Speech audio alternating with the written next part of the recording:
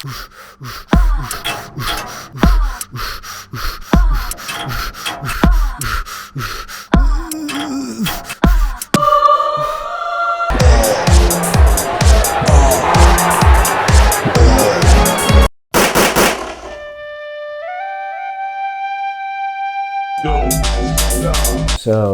last year with this book, I got all excited, called Don't Say Anything, IRA History of Great Jail Escape, Secret Agents. It was great, and I wanted to tell a lot of people about this book because there's lots of things resonated. What can you do with stagnant politics? Resonated, as a events. Big ideas closer. How do we define independence? Being politically independent from London, like the US, and one go. The selection of exemption. Perfection. Freedom is an ideal of perfection. Success is confused with perfection. Paints the founders and their doctrines, and denies failure. Failure is even seen as the path to success. But what if that failure is the path to more failure? For about 1 million years, the people, this island over here, have been trying to rid themselves from the foreign rule of the people, this island over here. And to this day, they have not succeeded.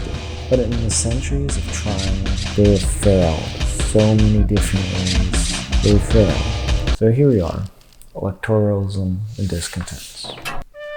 Daniel O'Connell is celebrated as the great liberator. He illustrates the potential success and pitfalls of the electoralism. So Daniel O'Connell was born in 1775 to a wealthy family in Southwest Ireland. He studied law in France and he was in France for the French Revolution. He experienced with aversion to revolutionary violence. In 1798, when the United Irishmen launched a rebellion, Daniel, like many of his classmates at law school, joined the British Army Reserve. Unlike his classmates, though, Daniel O'Connell was not Church of England, Irish Catholic. At this point in history, no Catholic could hold a seat in Parliament, the most of democracy. So in 1828, he won. Daniel is elected. Daniel O'Connell is the first Catholic member of Parliament for some hundreds of years. Conflict in the Parliament. They knew if they didn't sit him, it would antagonize a rebellion in Ireland. Leaders in Parliament decided, okay, he won. Now, part of the reason he was able to build this, started a group, Catholic Political, and part of their strategy was making membership. It was like a penny or something. Anybody could have all these people behind it, because, Daniel advocated for home rule, to be a separate parliament in Ireland, consider subservient to the King of England, never proclaimed for freedom from English monarchs. O'Connell rallied the people for a reformed British system. He abhorred violence. In August of 1843, O'Connell had a rally in which made that he had over 1 million people there. He was planning to have another rally just like it, but the British Army basically said, if you have this, we're gonna shoot people. Daniel, he didn't want to see anybody get shot, canceled the event. For his troubles, he was thrown in jail, released 3 months later, but he was fucked up. His health was really bad. Went pilgrimage to Italy, walked around Pope's stuff, and died. In his life, Daniel O'Connell represents successes, pitfalls of electoralism. He won in Parliament. He won because, of course, everything about him is exactly similar to someone in Parliament. One deviation. While most of his supporters were renters, but Daniel O'Connell was a landlord. The things that he wants is really no different than any of the other English ruling class laissez-faire economics. A potato famine. Disease just ripped through all the potatoes because capitalism dictated it through this monoculture. Peasants ate nothing but potatoes.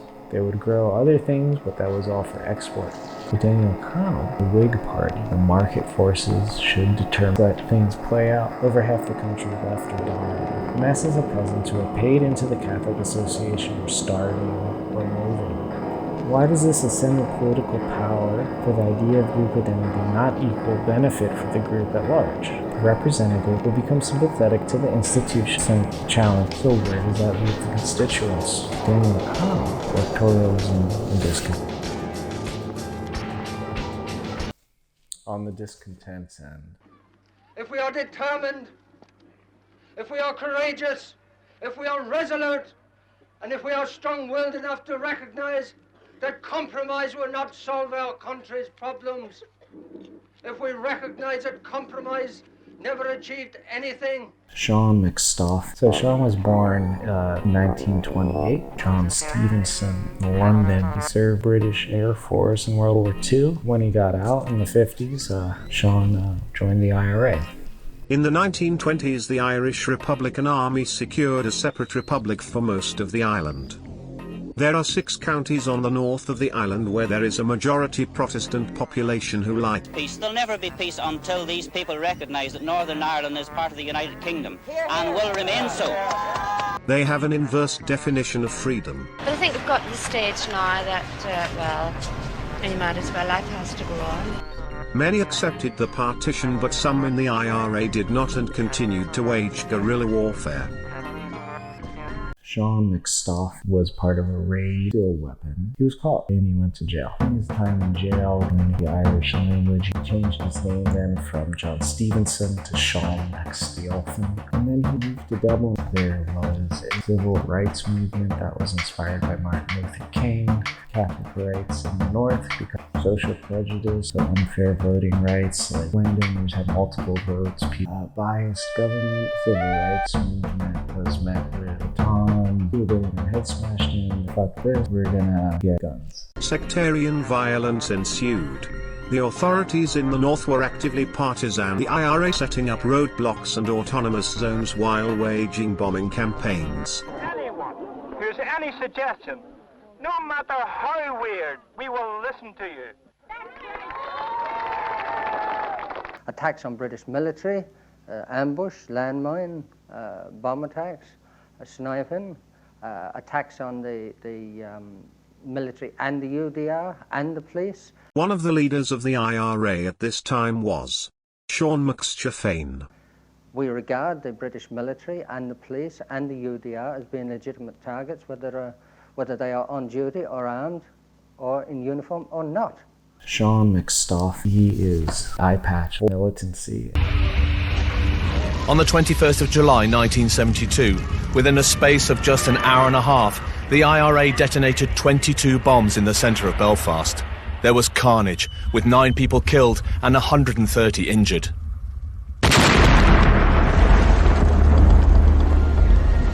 It was a bit much, and he did not win sympathy. The cause also blew up the city that a lot of his brothers were living in, so... I don't mind at all because, as far as I'm concerned, if they're going to blow you up, they're just going to blow you up. And he went to jail. In jail, he went on hunger strike. Well, I didn't hear him mention anything about how many days he had to live or die, but I know my husband will go through with hunger and thirst strike for as long as necessary. And you would support him in that decision, would you? Well, I support my husband in everything. Supporters came out to the hospital.